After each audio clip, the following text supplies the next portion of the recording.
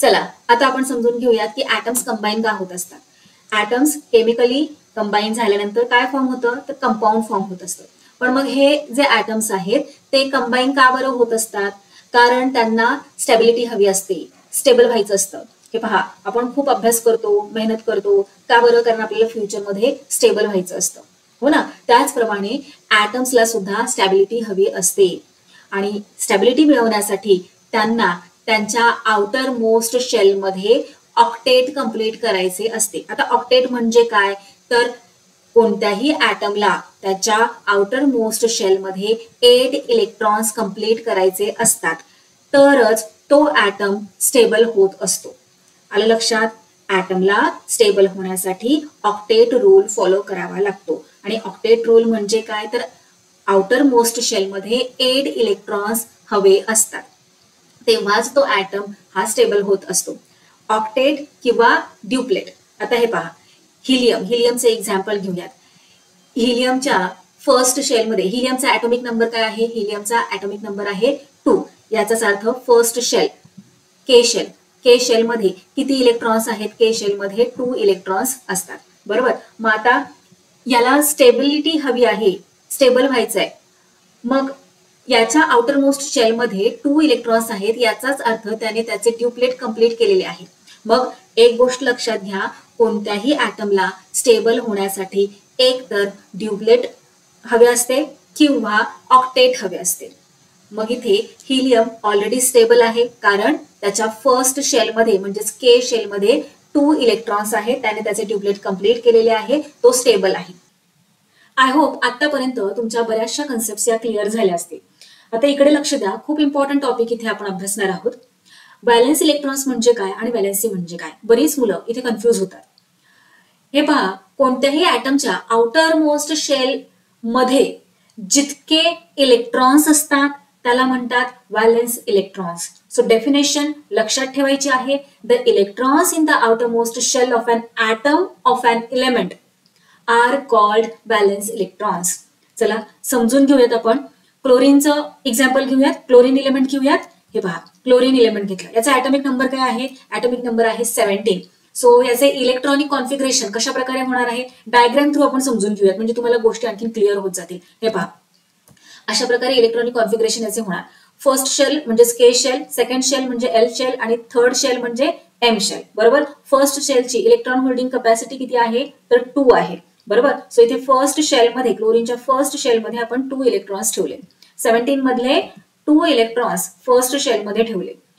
मग किती रिमेनिंग राहिले? 15, बरोबर. सेकंड शेलची इलेक्ट्रॉन होल्डिंग कॅपॅसिटी आहे 8. मग 8 इलेक्ट्रॉन्स 17 मधले 8 इलेक्ट्रॉन्स, 2 इलेक्ट्रॉन्स फर्स्ट शेलमध्ये, त्यानंतर 8 इलेक्ट्रॉन्स आपण सेकंड शेलमध्ये ठेवले म्हणजेच एल शेलमध्ये.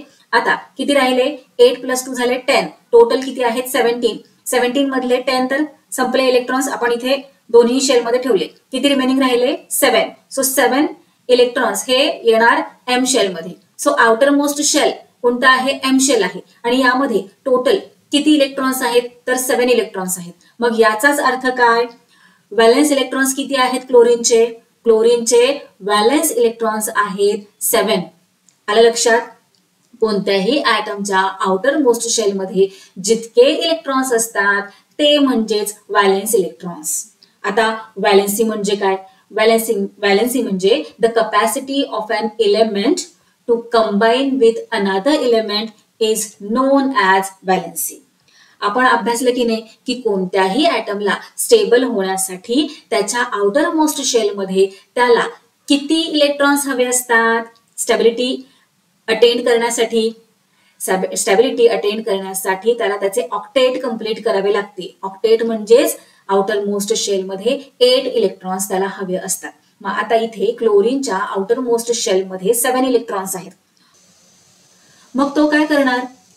हे पहा, स्टॅबिलिटी अटेंड करण्यासाठी त्याला काय करावं लागतं? ऑक्टेट कंप्लीट करावं लागतं, हो की नाही. मग आता इथे आउटर मोस्ट शेलमध्ये तर 7 इलेक्ट्रॉन्स आहेत.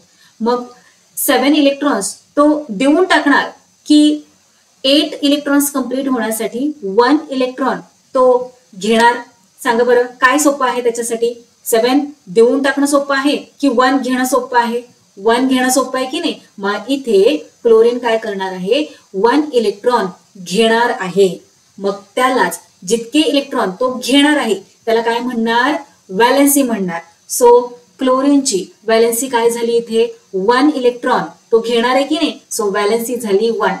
आलं का तुमच्या लक्षात. व्हॅलेन्स इलेक्ट्रॉन्स म्हणजे आउटर मोस्ट शेल मध्ये किती इलेक्ट्रॉन्स आहेत आणि ऑक्टेट कंप्लीट करण्यासाठी तो किती इलेक्ट्रॉन देणार किंवा घेणार ते म्हणजे काय, तर ते म्हणजे व्हॅलेन्सी. सो क्लोरीनचं व्हॅलेन्स इलेक्ट्रॉन्स आहेत 7 आणि व्हॅलेन्सी आहे 1. आणखी काही एक्झाम्पल्स घेऊयात. आता कोणते एलिमेंट घ्यायचे, ऑक्सिजन घेऊयात का. चला ऑक्सिजन घेऊयात. ऑक्सिजनचा ॲटॉमिक नंबर आहे 8.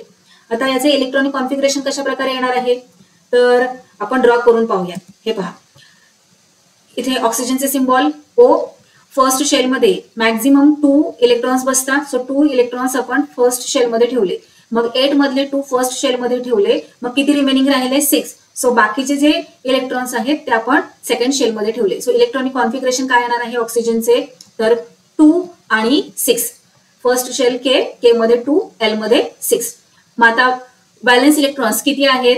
व्हॅलेन्स इलेक्ट्रॉन्स म्हणजे काय तर आउटर मोस्ट शेल मध्ये किती इलेक्ट्रॉन्स आहेत, आउटर मोस्ट शेल मध्ये आहेत 6 इलेक्ट्रॉन्स. सो व्हॅलेन्स इलेक्ट्रॉन्स झाले इथे 6. आता व्हॅलेन्सी काय आहे, कसे आपण फाइंड आउट करतो व्हॅलेन्सी काय आहे तर किती इलेक्ट्रॉन्स तो ऍटम घेतो किंवा देतो त्याला काय म्हणतात, व्हॅलेन्सी म्हणतात. हो की नाही, स्टॅबिलिटी अटेन करण्यासाठी. आता इथे 6 इलेक्ट्रॉन्स आउटर मोस्ट शेल मध्ये आहेत म्हटल्यावर आता मला सांगा हा 6 इलेक्ट्रॉन्स देऊन टाकणार स्टॅबिलिटी गेन करण्यासाठी, स्टॅबिलिटी मिळवण्यासाठी, की जे राहिलेले आहेत ऑक्टेट कंप्लीट करण्यासाठी. ऑक्टेट कंप्लीट करण्यासाठी 8 इलेक्ट्रॉन्स हवे असतात, त्याच्याकडे आहेत 6. मग किती रिमेनिंग आहेत, 8 मधून 6 मायनस करा 2. सो 2 इलेक्ट्रॉन्स तो घेणार की 6च्या 6 इलेक्ट्रॉन्स तो देणार. काय सोपं आहे त्याच्यासाठी, 2 इलेक्ट्रॉन्स घेणं सोपं आहे. हो की नाही, म्हणजे 2 इलेक्ट्रॉन्स तो घेणार याचाच अर्थ ऑक्सिजनची व्हॅलेन्सी काय झाली 2 झाली. चला आता कोणते एलिमेंट घ्यायचे, आता आपण घेऊयात लिथियमचे एक्झाम्पल. आता इथे पहा लिथियमचा ॲटॉमिक नंबर आहे 3. याचाच अर्थ याचे इलेक्ट्रॉनिक कॉन्फिगरेशन कशा प्रकारे होणार आहे, फर्स्ट शेल मध्ये 2 इलेक्ट्रॉन्स मॅक्झिमम असतात. सो फर्स्ट शेल मध्ये 2 आणि मग किती राहिले 1 राहिले, 3 मधून 2 फर्स्ट शेल मध्ये गेले, मग किती राहिला 1 इलेक्ट्रॉन राहिला. सो सेकंड शेल मध्ये 1 येणार. हे पहा डायग्राम थ्रू समजून घेऊयात. फर्स्ट शेल मध्ये 2, ओके नाही, इलेक्ट्रॉनिक कॉन्फिगरेशन फर्स्ट शेल मध्ये 2, सेकंड शेल मध्ये किती 1. आता लक्षात घ्या याला याचे ऑक्टेट कंप्लीट करण्यासाठी काय करावं लागणार आहे, एक तर त्याला 8 इलेक्ट्रॉन्स कंप्लीट करण्यासाठी काय करावं लागेल, 1 त्याच्याकडे आहे, मग 7 इलेक्ट्रॉन्स त्याला घ्यावे लागतील किंवा तो त्याचे ड्युप्लेट कंप्लीट करू शकतो. काय करू शकतो तो, हा जो 1 इलेक्ट्रॉन आहे तो डोनेट करू शकतो.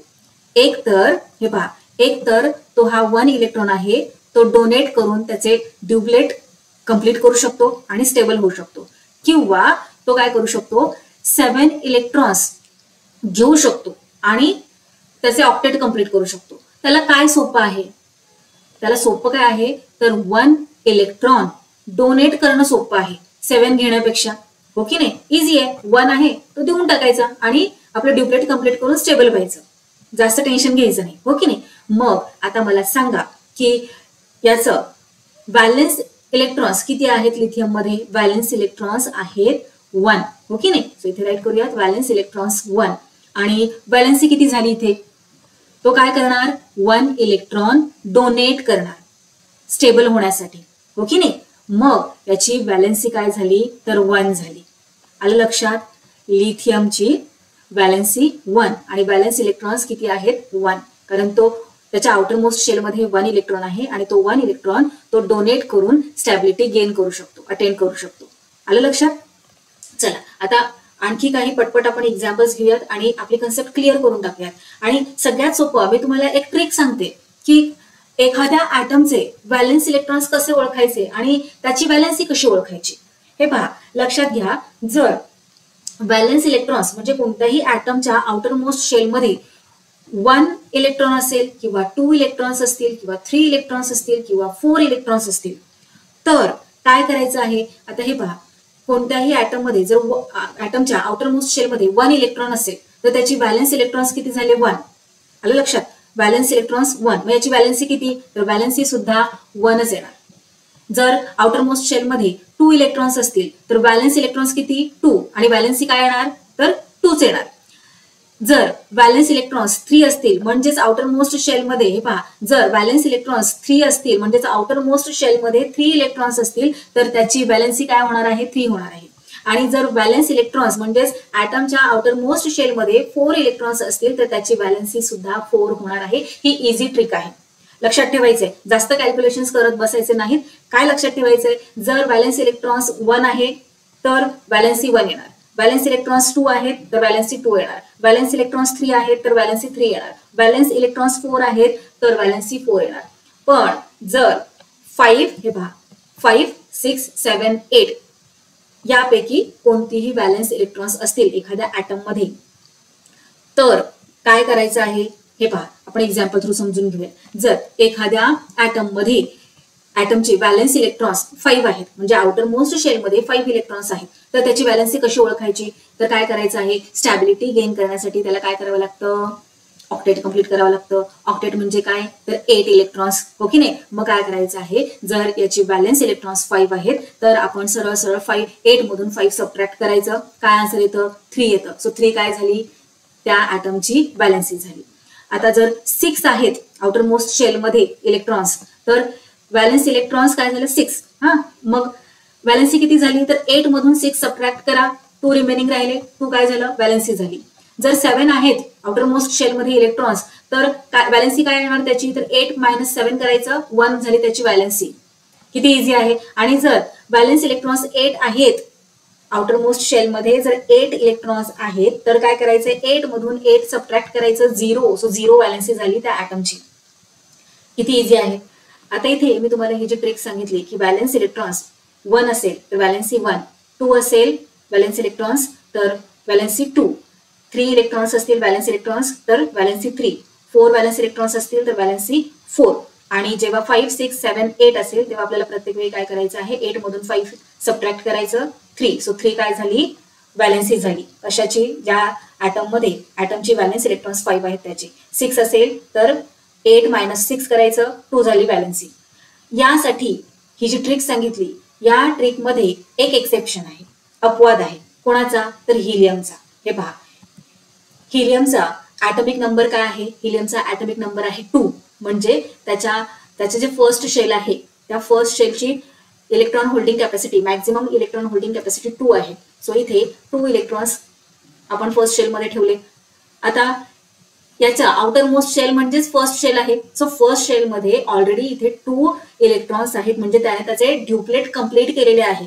मग त्याला कोणालाही इलेक्ट्रॉन्स देण्याची किंवा कोणाकडूनही इलेक्ट्रॉन्स घेण्याची काहीच गरज नाहीये.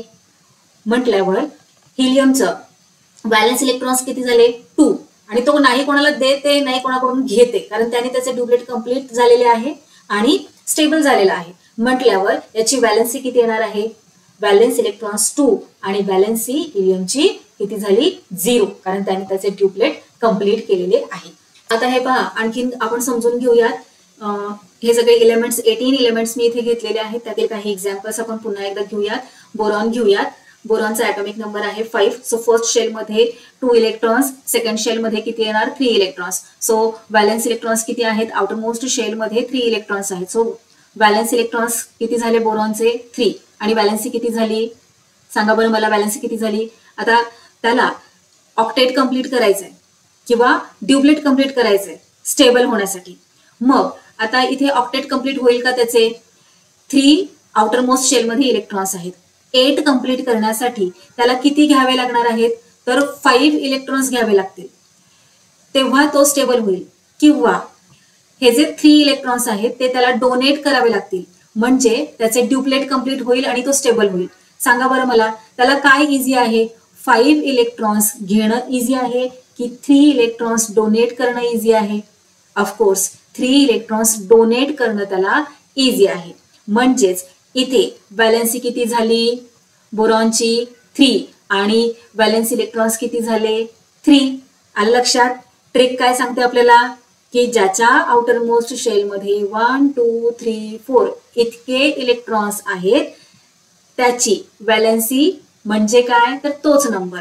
आता इथे पहा, इथे बेरिलियम आउटर मोस्ट शेल मध्ये 2 इलेक्ट्रॉन्स आहेत म्हणजेच व्हॅलेन्स इलेक्ट्रॉन्स किती झाले 2 आणि आता इथे तो त्याचे ड्युप्लेट कंप्लीट करणार की ऑक्टेट कंप्लीट करणार सांगा बरं मला.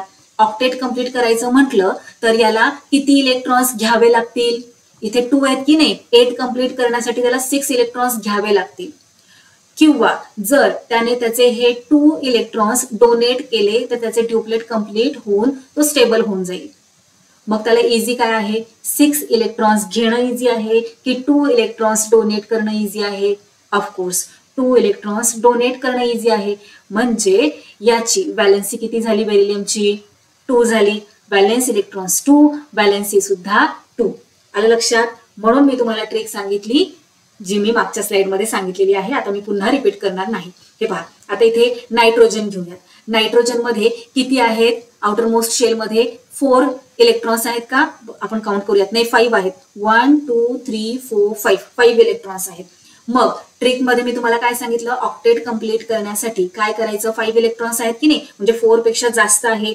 मग काय करायचं तर 8 मधून 5 सबट्रॅक्ट करायचं. किती रिमेनिंग राहिले 6 7 8 3 म्हणजे याची व्हॅलेन्स इलेक्ट्रॉन्स आहेत 5 आणि व्हॅलेन्सी किती झाली 3 झाली.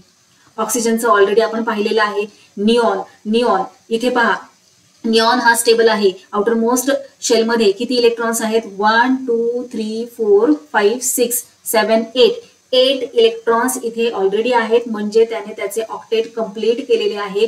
त्याला घेण्याची गरज आहे का इलेक्ट्रॉन्स किंवा देण्याची गरज आहे का नाही. म्हटल्यावर याची व्हॅलेन्सी किती झाली 0 झाली. 8 इलेक्ट्रॉन्स आहेत की नाही. 8 मधून 8 सबट्रॅक्ट करा 0. सो व्हॅलेन्स इलेक्ट्रॉन्स 8 आणि व्हॅलेन्सी झाली 0. आय होप तुमच्या इथे ज्या कन्सेप्ट आहेत व्हॅलेन्स इलेक्ट्रॉन्स आणि व्हॅलेन्सी या क्लिअर झाल्या असतील. आता एक्सरसाइज मध्ये तुम्हाला क्वेश्चन दिलेला आहे. What is meant by valency of an element. What is the relationship between the number of valence electrons and valency. आता या क्वेश्चनचे आन्सर तुम्ही फार इझिली राईट करू शकता. एकदा दोनदा जरी तुम्ही रीड केलं तरी तुमच्या लगेच लक्षात येणार आहे की कशा प्रकारे आपल्याला राईट करायचे कारण आपण इन डिटेल समजून घेतलेलं आहे. व्हॅलेन्सी म्हणजे काय. The capacity of an element to combine with another element is known as valency. आणि व्हॅलेन्स इलेक्ट्रॉन्स म्हणजे काय तर आउटर मोस्ट शेल मध्ये किती इलेक्ट्रॉन्स आहेत त्याला आपण व्हॅलेन्स इलेक्ट्रॉन्स असं म्हणतो. तसेच आपण पाहिले की व्हॅलेन्सी ही 0 कधी असते आणि कोणाची असते तर हे पहा helium and neon atoms of both these gaseous element do not combine with any other atom. कोणत्याच ॲटम बरोबर हे कंबाईन होत नाहीत. का बरं कारण त्यांची व्हॅलेन्सी ही 0 आहे. ते स्टेबल आहेत. these elements are chemically inert as their valency is 0. आपण आत्ताच पाहिलं व्हॅलेन्सी 0 कशी आलेली होती हिलियमची आणि निऑनची सुद्धा. त्यानंतर helium atom contains 2 electrons indicates that the outermost shell of helium has an electron duplet. पाहिलं की नाही आपण. the valence shell of neon is completely filled. आपण पाहिलं निऑन मध्ये निऑनच्या आउटरमोस्ट शेल मध्ये 8 इलेक्ट्रॉन्स ऑलरेडी आहेत. सो त्याला इलेक्ट्रॉन्स घेण्याची किंवा देण्याची काहीच गरज नाहीये. as neon has an electron octet. Similarly, argon contains 8 electrons in the valence shell. As argon has an electron octet, it is confirmed that the valency is 0 when electron octet is complete. Valency 0 कधी असते जेव्हा octet complete होते तेव्हा valency 0 असते. Atoms of all the elements except inert gases have tendency to combine with other atoms as they have non-zero valency. ज्यांची non-zero valency आहे त्यांना त्यांचे octet complete करावे लागते stable होण्यासाठी. The molecules formed by combination with hydrogen, for example H2, HCl, that valency of hydrogen is 1. The electronic configuration of hydrogen shows that there is 1 electron less than the complete duplet state. This number आपण हायड्रोजनचं example नाही घेतलं. हायड्रोजनचं atomic number काय आहे 1. So त्याच्या first shell मध्ये म्हणजेच outer most shell मध्ये किती इलेक्ट्रॉन्स आहेत 1. सो हायड्रोजनची व्हॅलेन्स इलेक्ट्रॉन्स किती आहेत 1 आणि त्याची व्हॅलेन्सी किती होणार मग त्याला ड्युप्लेट कंप्लीट करण्यासाठी 1 इलेक्ट्रॉन घ्यावं लागणार. सो त्याची व्हॅलेन्सी 1 होणार. आलं लक्षात. The number 1 matches with the valency of hydrogen which is also 1. So valence electron हायड्रोजनचे 1 आणि व्हॅलेन्सी सुद्धा 1. It means that there is relationship between the valency of an element and the number of electrons in its valence shell. मुलांनो आतापर्यंत आपण अभ्यासले की आपल्या या नेचरमध्ये निसर्गामध्ये वेगवेगळे एलिमेंट्स आढळतात. त्यांच्यामध्ये असणाऱ्या प्रोटॉन्सच्या संख्येवरून त्यांचा ॲटॉमिक नंबर ठरवला जात असतो. तसेच एखाद्या ॲटममध्ये जेवढे प्रोटॉन्स असतात तेवढेच इलेक्ट्रॉन्स असतात. कोणत्याही एलिमेंटचा ॲटॉमिक नंबर हा चेंज होत नाही कधीच, तो फिक्स असतो. सेम ॲटॉमिक नंबर असणारा दुसरा कोणताही एलिमेंट नसतो. एक्झाम्पल द्यायचे झाले तर तुमच्या क्लासमध्ये तुमचा जो रोल नंबर आहे, फॉर एक्झाम्पल तुमचा रोल नंबर 10 आहे, तर तुमच्या क्लासमध्ये 10 रोल नंबर असणारा दुसरा कोणता मुलगा असतो का? तर नाही. 10 रोल नंबर हा तुमचाच असतो तुमच्या क्लासमध्ये. त्याचप्रमाणे हे जे एलिमेंट्स आहेत त्यांचा जो ॲटॉमिक नंबर आहे तो कधीही चेंज होत नाही, तो त्याच एलिमेंटचा राहतो. इथपर्यंत गोष्टी तुम्हाला क्लिअर झालेल्या आहेत. आता ॲटॉमिक मास कशाने ठरवले जाते? तर एखाद्या ॲटममध्ये किती प्रोटॉन्स आहेत आणि किती न्यूट्रॉन्स आहेत त्यावरून त्या ॲटमचे ॲटॉमिक मास ठरवले जाते. Protons plus neutrons is equal to atomic mass. हे पहा, एखाद्या ॲटमचा ॲटॉमिक नंबर आणि ॲटॉमिक मास नंबर कशा प्रकारे आपण शो करत असतो याआधी आपण अभ्यासलेले आहे. हे पहा, एक्स म्हणजे काय? तर एलिमेंटचा सिम्बॉल आपण इथे राईट करत असतो. खाली राईट करतो झेड, वरती राईट करतो ए. झेड म्हणजे काय? तर ॲटॉमिक नंबर. ॲटॉमिक नंबर कशाने ठरवला जात असतो? तर त्या ॲटममध्ये असणाऱ्या प्रोटॉन्सच्या संख्येवरून. जितके नंबर ऑफ प्रोटॉन्स तितका त्याचा ॲटॉमिक नंबर. आता ॲटॉमिक मास कसे ठरवले जाते? तर number of protons plus number of neutrons. मग कधी कधी काय होतं, निसर्गामध्ये असे काही आपल्याला एलिमेंट्स सापडतात की ज्यांचा ॲटॉमिक नंबर हा सेम असतो, म्हणजे त्या ॲटममध्ये जे प्रोटॉन्स आहेत ते सेम असतात, पण जे न्यूट्रॉन्स आहेत ना ते वेगळे असतात, म्हणजे त्यांची संख्या वेगळी असते. मग त्यांना काय म्हणतात? त्यांना म्हणतात आयसोटोप्स. चला आयसोटोप्सची डेफिनेशन पाहूयात आणि समजून घेऊयात, कारण आयसोटोप्सची डेफिनेशन ही हमखास एक्झाम मध्ये विचारली जाते. Some elements in nature have atoms with the same atomic number. जसे की आपण आताच पाहिले की निसर्गामध्ये असे काही ॲटम्स आपल्याला सापडतात की ज्यांचा ॲटॉमिक नंबर हा सेम असतो, म्हणजे प्रोटॉन्स हे सेम असतात, बट डिफरंट मास नंबर. पण त्यांचा मास नंबर हा डिफरंट असतो. आता मास नंबर डिफरंट का असतो? कारण त्यांचे जे नंबर ऑफ न्यूट्रॉन्स आहेत ते चेंज होतात. So some elements in nature have atoms with the same atomic number but different mass number. Such atoms of the same element having different mass number are called isotopes. आता mass number कसं काय बरं बदलतो? आता atomic number बदलत नाही, म्हणजेच number of protons हे आहेत तितकेच राहतात, पण ॲटॉमिक मास नंबर हा बदलतो. तो कशामुळे? तर न्यूट्रॉन्सचा नंबर हा बदलतो, म्हणून ॲटॉमिक मास हे चेंज होते. मग यांनाच काय म्हणतात? अशा प्रकारच्या एलिमेंट्सला आयसोटोप्स असे म्हणतात. सो डेफिनेशन लर्न करायची आहे. Some elements in nature have atom with the same atomic number. लक्षात ठेवायचं आहे, atoms with the same atomic number but different mass number. Such atoms of the same element having different mass numbers are called isotopes. Example आपण पाहूयात कार्बनचं. इथे textbook मध्ये आपल्याला कार्बनचं example दिलेलं आहे. कार्बनचा ॲटॉमिक नंबर काय आहे? कार्बनचा ॲटॉमिक नंबर आहे 6. जर कार्बनचा ॲटॉमिक नंबर 6 आहे तर त्याचा ॲटॉमिक मास नंबर किती असणार आहे? आपण डिस्कस केलं होतं. जनरली ॲटॉमिक मास नंबर हा डबल असतो. सो हे पहा, इथे झेड आणि ए. झेड म्हणजे काय? तर ॲटॉमिक नंबर. कार्बनचा ॲटॉमिक नंबर आहे 6 आणि ॲटॉमिक मास नंबर आहे 12, जसे की इथे फर्स्ट एक्झाम्पल मध्ये दिलेलं आहे.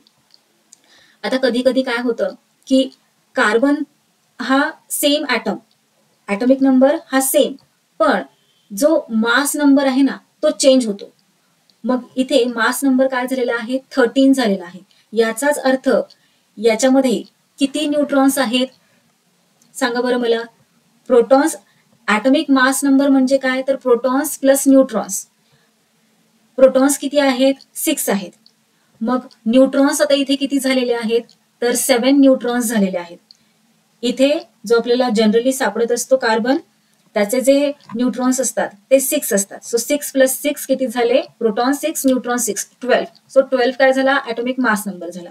पण इथे या कंडिशन मध्ये काय होते? 6 प्रोटॉन्स प्लस किती न्यूट्रॉन्स आहेत? आता इथे 7 न्यूट्रॉन्स आहेत. सो हे काय झाले? कार्बनचे आयसोटोप झाले. आता आणखी नेचरमध्ये आपल्याला आयसोटोप सापडतं कार्बनचं. कशा प्रकारे हे पहा, C14 जो ऍटॉमिक नंबर आहे तो 6, पण जो मास नंबर आहे तो 14 आहे. आलं लक्षात? इथे टेबलमध्ये सुद्धा त्याच प्रकारे दिलेले आहे. आता इथे ऍटॉमिक मास नंबर कार्बनचा 14 आहे. मग सांगा मला आता इथे की प्रोटॉन्स किती आहेत आणि न्यूट्रॉन्स किती आहेत? प्रोटॉन्स चेंज होत नाहीत, बरोबर. जेवढा ऍटॉमिक नंबर आहे तेवढेच प्रोटॉन्स असतात. सो प्रोटॉन्स 6 आहेत. मग न्यूट्रॉन्स किती असणार आहेत? तर 14, टोटल मास नंबर 14, त्यामधून प्रोटॉन सबट्रॅक्ट करायचे. सो 14 मधून 6 सबट्रॅक्ट केल्यानंतर रिमेनिंग राहतात 8. सो 8 काय झाले? नंबर ऑफ न्यूट्रॉन्स झाले कार्बनचे या आयसोटोपमध्ये. आता या आयसोटोपला, कार्बनच्या आयसोटोपला कशा प्रकारे राईट करतात? तर हे पहा, C12, C13, C14 किंवा अशा प्रकारे सुद्धा राईट करू शकता. इथे जो ऍटॉमिक नंबर आहे 6 तो नाही राईट करायचा आणि कशा प्रकारे राईट करायचंय? जो मास नंबर आहे तो. So C12, C13 and C14. So अशा प्रकारे हे कार्बनचे आयसोटोप्स आहेत. आता हायड्रोजनचे आयसोटोप्स पाहूयात. 3 आयसोटोप्स आहेत हायड्रोजनचे. First isotope protium. यामध्ये नंबर ऑफ प्रोटॉन्स किती आहेत? जेवढा ऍटॉमिक नंबर तेवढेच प्रोटॉन्स आणि तेवढेच इलेक्ट्रॉन्स, हो की नाही? सो प्रोटॉन्स किती आहेत? 1. आणि इथे ऍटॉमिक मास नंबर काय आहे? 1. याचाच अर्थ काय? किती नंबर ऑफ न्यूट्रॉन्स आहेत? तर 0. सो हे फर्स्ट आयसोटोप झाले हायड्रोजनचे, प्रोटियम. आता सेकंड आयसोटोप पाहूयात, ड्यूटेरियम. यामध्ये नंबर ऑफ प्रोटॉन्स किती आहेत? 1. 1 नंबर ऑफ प्रोटॉन्स म्हणजेच ऍटॉमिक नंबर 1 आहे. आणि जर इथे ऍटॉमिक मास नंबर 2 आहे तर नंबर ऑफ प्रोटॉन्स किती झाले या ड्यूटेरियम मध्ये? तर प्रोटॉन 1 आणि न्यूट्रॉन 1. आता ट्रिटियम, थर्ड आयसोटोप हायड्रोजनचे. ऍटॉमिक नंबर 1 हायड्रोजनचा, ऍटॉमिक मास नंबर 3 आहे. याचाच अर्थ न्यूट्रॉन्स किती आहेत ट्रिटियम मध्ये? तर 1 प्रोटॉन आणि 2 न्यूट्रॉन्स. 1 प्रोटॉन आणि 2 न्यूट्रॉन्स. 2 न्यूट्रॉन्स कसं काय बरं? कारण ऍटॉमिक मास नंबर म्हणजेच प्रोटॉन्स प्लस न्यूट्रॉन्स. जर प्रोटॉन 1 आहे तर मग न्यूट्रॉन किती होणार? 3 मधून 1 सबट्रॅक्ट केल्यानंतर 2 रिमेनिंग राहणार. सो न्यूट्रॉन किती झाले? 2 झाले. मग आता हे आयसोटोप्स कशा प्रकारे राईट करू शकतो आपण? जसे की इथे कार्बन मध्ये राईट केलं होतं C12 म्हणजे हा first isotope, C12, C13, C14. मग आता इथे या हायड्रोजनच्या आयसोटोपला कशा प्रकारे राईट करणार आपण? तर H1, H2, H3 अशा प्रकारे. चला आता आपण समजून घेऊयात आयसोटोप्सचे युजेस काय काय आहेत. हे पहा, एक्झाम मध्ये आयसोटोप्सवर हमखास क्वेश्चन विचारला जातो. जसे की डिफाईन द टर्म मध्ये तुम्हाला आयसोटोप विचारला जाईल किंवा what is meant bye isotope असं विचारलं जाईल किंवा डिफाईन द. चला आता आपण समजून घेऊयात की आयसोटोप्सचे युजेस काय काय आहेत. हे पहा, व्यवस्थित लक्ष द्या, समजून घ्या, कारण आयसोटोपवर हमखास एक्झाम मध्ये क्वेश्चन विचारला जातो. जसे की डिफाईन द टर्म मध्ये विचारलं जातं आयसोटोप, आयसोटोपला डिफाईन करा, किंवा what is meant bye isotope असा क्वेश्चन विचारला जातो, किंवा आयसोटोपचे युजेस तुम्हाला विचारले जातात. मग व्यवस्थित लक्ष द्या, खूप इझी आहे, समजून घ्या म्हणजे लक्षात राहणार आहे तुमच्या. Normally these isotopes are having uses in different types of fields. वेगवेगळ्या फील्ड्स मध्ये या आयसोटोप्सला यूज केलं जातं. मग कोणकोणत्या फील्ड्स मध्ये केलं जातं? तर industry, agriculture, medicine, research field या फील्ड्स मध्ये आयसोटोप्स यूज केले जातात. जनरली हे जे आयसोटोप्स असतात ते रेडिओ ऍक्टिव्ह एलिमेंट्स असतात. हे जे एलिमेंट्स असतात ना त्यांचा ऍटॉमिक नंबर हा 85, 90च्या पुढचे जे ऍटॉमिक नंबर असणारे एलिमेंट्स आहेत ना ते हे आयसोटोप्स असतात. सो चला पाहूयात कोणकोणत्या फील्डमध्ये कशा प्रकारचे आयसोटोप्स हे यूज केले जातात. प्रत्येक फील्डमध्ये यूज होणारे आयसोटोप्स हे डिफरंट असतात, लक्षात घ्या. आता इथे युरेनियम 235. आता 235 हा काही ऍटॉमिक नंबर नाहीये, हा काय आहे? मास नंबर आहे. युरेनियमचा आयसोटोप आहे. येते ना लक्षात? युरेनियमचा आयसोटोप आपण कशा प्रकारे राईट करतो? आता इथे युरेनियम राईट केलेला आहे. युरेनियमच्या ऐवजी U-235 असे सुद्धा राईट केले जाते. हा atomic number, atomic mass number आहे, ऍटॉमिक नंबर नाहीये. सो युरेनियम 235 हा आयसोटोप कुठे यूज केला जातो? तर प्रोडक्शन ऑफ इलेक्ट्रिसिटी, इलेक्ट्रिसिटीच्या प्रोडक्शन मध्ये युरेनियम 235 हा आयसोटोप यूज केला जातो. तर कोबाल्ट 60 हे पहा, कोबाल्ट 60 कुठे यूज केला जातो तर medical treatment of fatal diseases like cancer सारख्या डिझिजेसमध्ये कोबाल्ट 60 हा आयसोटोप यूज केला जातो. कॅन्सरमध्ये किमोथेरपी, रेडिओ ऍक्शन थेरपी असते, हो की नाही, रेडिओ ऍक्टिव्ह थेरपी. कॅन्सरमध्ये किमोथेरपी, रेडिओ ऍक्टिव्ह थेरपी वगैरे अशा थेरपीज असतात, बरोबर की नाही, तुम्हाला माहित आहे. तर त्यामध्ये जे रेडिएशन्स यूज केले जातात त्यांच्यात या कोबाल्ट 60 या रेडिओ ऍक्टिव्ह सबस्टन्सचा यूज होतो आणि त्याचा यूज करून या कॅन्सरच्या सेल्स जाळल्या जातात. त्यानंतर आयोडीन 131 हा जो आयसोटोप आहे तो सुद्धा मेडिकल यूज साठी यूज केला जातो. आयोडीन 131 गॉयटर कुठे होतो तर आपल्या घशामध्ये, हो की नाही, जे आपले थायरॉइड असते त्या थायरॉइडला सूज आली की त्याला काय म्हणतात, गॉयटर म्हणतात, हो की नाही. ते थायरॉइड सुजले की गॉयटर झाला असं आपण म्हणतो. मग या गॉयटरच्या ट्रीटमेंटमध्ये आयोडीन 131 हे आयसोटोप यूज केले जाते. त्यानंतर सोडियम 24 हे आयसोटोप कुठे यूज केले जाते तर डिटेक्शन ऑफ क्रॅक्स और leakages in the underground pipes. Underground pipelines ज्या असतात त्यामध्ये काही बिघाड झालाय का हे चेक करण्यासाठी सोडियम 24 या आयसोटोपचा यूज केला जातो. आता जेव्हा रस्त्याच्या खाली एखाद्या पाईपलाईन मध्ये काही लिकेज आहे का किंवा काय बिघाड झालेला आहे हे पाहण्यासाठी आपण वरून तर आपल्याला रस्त्याच्या खाली पाईपलाईन मध्ये काय बिघाड झाला हे दिसत नाही. मग अशा वेळी काय केलं जातं, सोडियम 24 चे रेज तिथे सोडले जातात. रेज सोडल्यानंतर मग कळतं की कुठे लिकेज आहे. आता हे कशा प्रकारे काम करतं बरं, जसे की आपण हे पहा, जेव्हा ऍक्सिडेंट होतो किंवा आपण पडतो आणि आपल्या हाडाला क्रॅक जातं तेव्हा आपण काय करतो, तेव्हा आपण एक्सरे काढत असतो. एक्सरे काढला की आपल्याला कळतं की आपल्या हाडामध्ये कुठे क्रॅक आहे. आता एक्सरे काढतो म्हणजेच काय करतो तर रेज आपल्या बॉडीमध्ये इमिट करत असतो. रेज आपल्या बॉडीमध्ये इमिट केल्यानंतर सोडल्यानंतर ते रेज कुठपर्यंत जातात, जिथपर्यंत त्यांना अडथळा येत नाही तिथपर्यंत ते आतमध्ये जात असतात. आलं लक्षात. मग आता रेज आपल्या बॉडीमध्ये सोडले की हाड आलं की तिथे रेज स्टॉप होतात, पण तिथे जर क्रॅक असेल तर रेज त्या क्रॅक मधून पास होतात.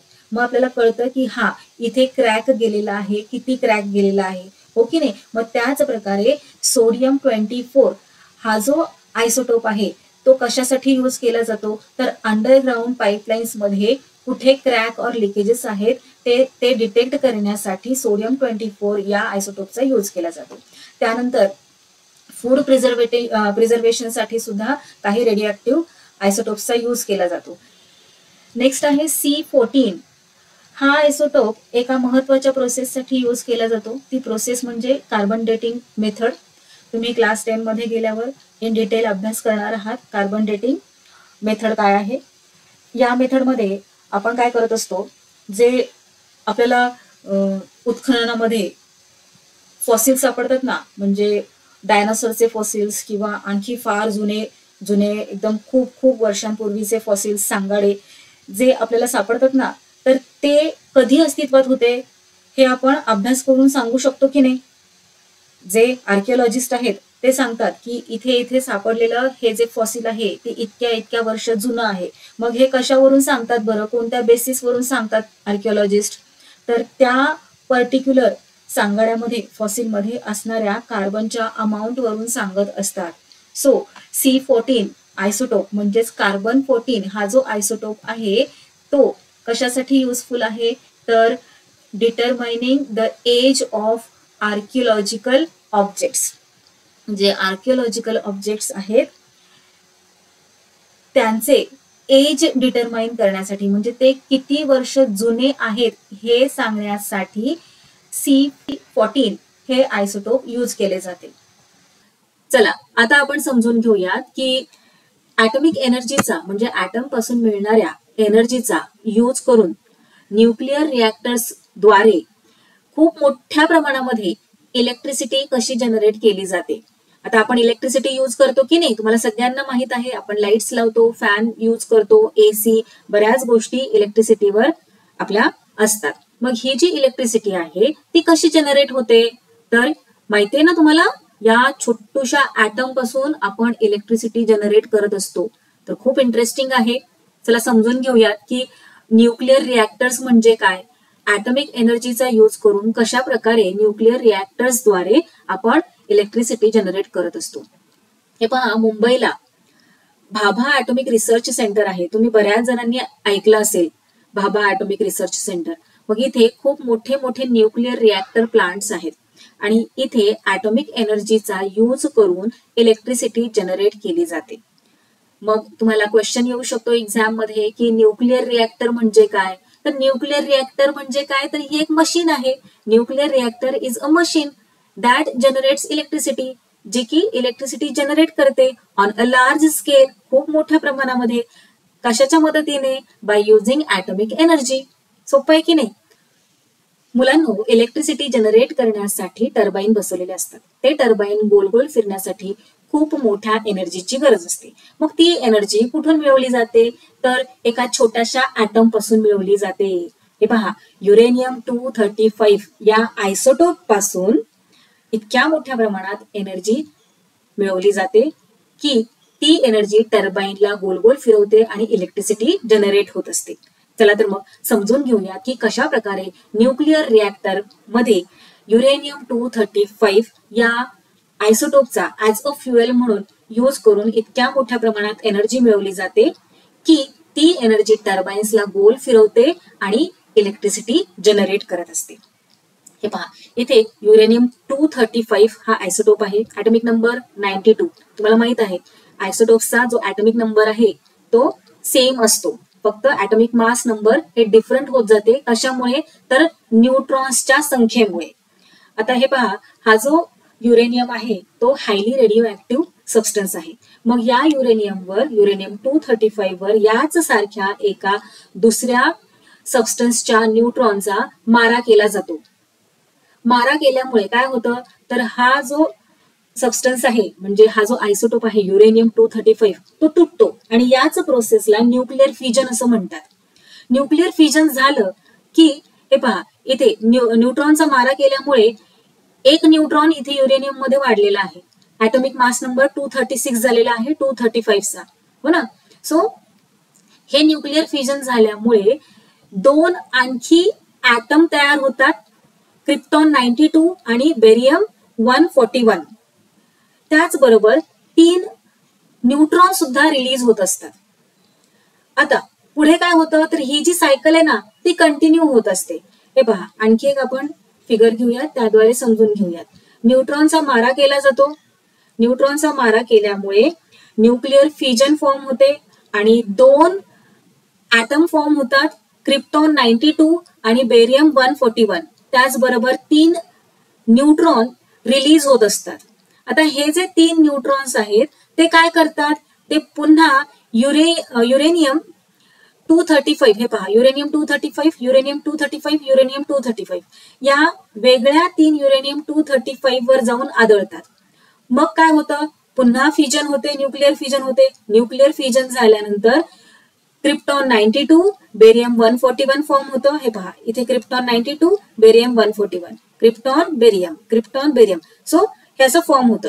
मग त्या पुन्हा काय होतं, 3 न्यूट्रॉन रिलीज होत असतात. मग आता हे तीन पुढच्या आणखी युरेनियम 235 वर जाऊन आदळणार आणि असं करत करत करत करत खूप मोठ्या प्रमाणात एनर्जी तयार होत असते.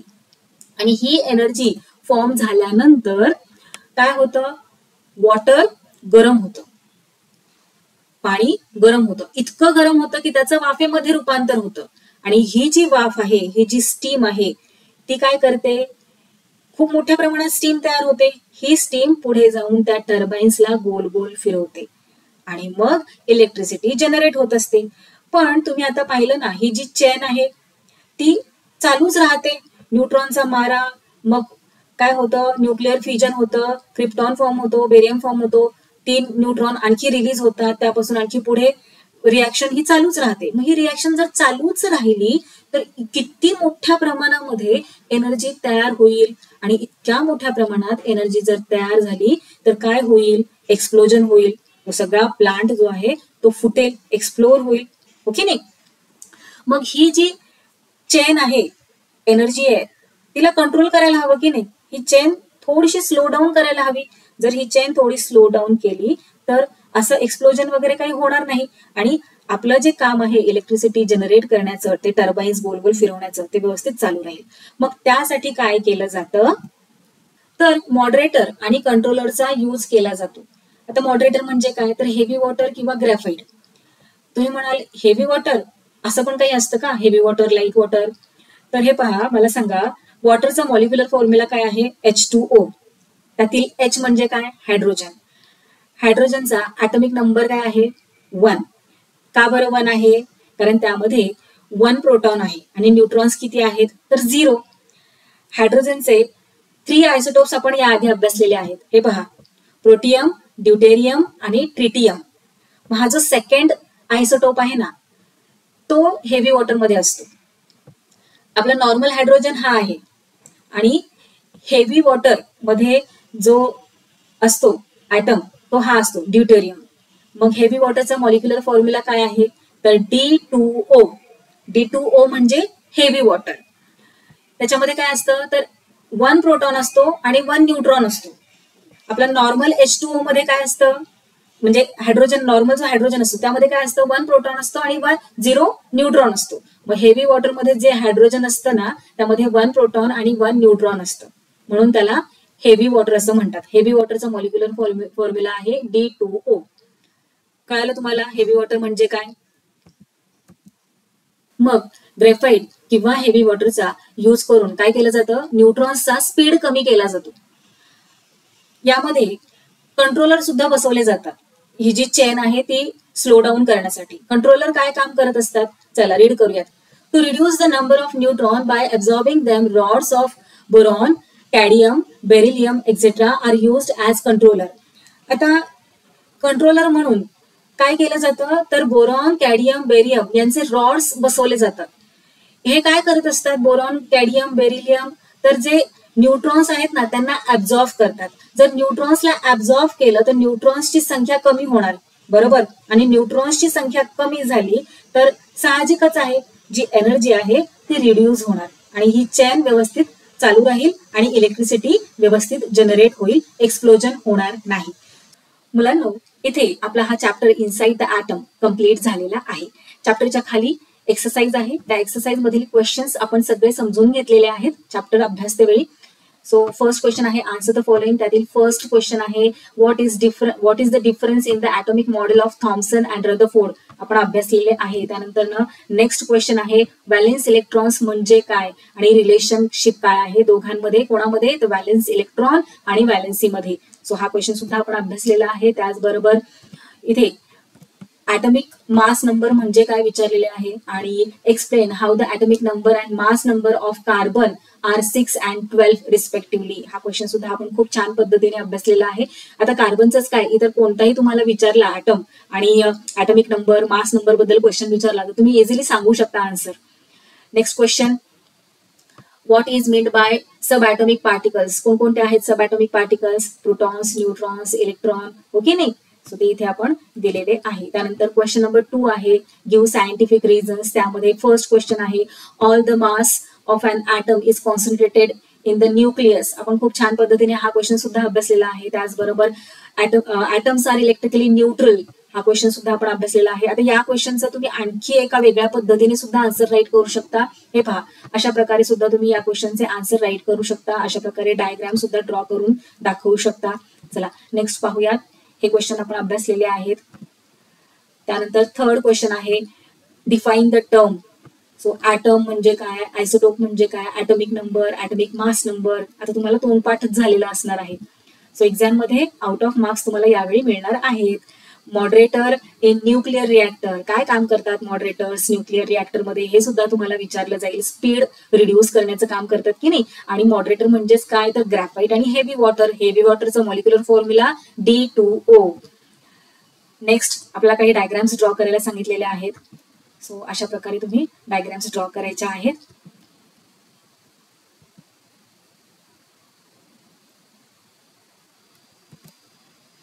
त्यानंतर फिल इन द ब्लँक्स आहे. त्यामध्ये फर्स्ट आहे electron, proton, neutron are the type of sub atomic particles in an atom. Sub atomic particles आहेत की नाही हे. त्यानंतर इलेक्ट्रॉन्स निगेटिव्ह चार्ज असतो आणि फर्स्ट शेल कोणतं असतं न्यूक्लियसच्या जवळचं तर के शेल असतं. नेक्स्ट क्वेश्चन काय आहे the electronic configuration of magnesium is 282. From this it is understood that the valence shell of magnesium is कोणता आहे व्हॅलेन्स शेल तर एम शेल येणार ज्यामध्ये 8 इलेक्ट्रॉन्स आहेत बरोबर. 2 इलेक्ट्रॉन्स तो डोनेट करणार स्टॅबिलिटी अटेन करण्यासाठी. त्यानंतर क्वेश्चन नंबर 6 ऑलरेडी आपण आधी अभ्यासलेला आहे. Protons positive, electrons negative, neutron neutral. त्यानंतर क्वेश्चन नंबर 7 आहे त्यामध्ये आपल्याला टू डिडक्ट करायला सांगितलंय. न्यूट्रॉन नंबर विचारलेला आहे इथला. न्यूट्रॉन किती आहे तिथे कसं आपण फाइंड आउट करणार न्यूट्रॉन. आता इथे ॲटॉमिक मास नंबर 23 आहे. 23 मधले 11 काय आहेत प्रोटॉन्स आणि राहिलेले काय न्यूट्रॉन्स. सो 23 - 11 केल्यानंतर आपल्याला आन्सर मिळणार आहे न्यूट्रॉन्स किती आहेत. त्यानंतर मास नंबर इथे विचारलेला आहे. मास नंबर काय येणार वरती खाली काय असतं ॲटॉमिक नंबर वरती काय असतं mass number. So 14. Proton number आता इथे विचारलेला आहे. सो जेवढे प्रोटॉन तेवढाच त्याचा atomic number. So 17 proton. So अशा प्रकारे इथे आपला हा सगळा चॅप्टर कंप्लीट झालेला आहे आणि क्वेश्चन आन्सर सुद्धा आपण अभ्यासलेले आहेत.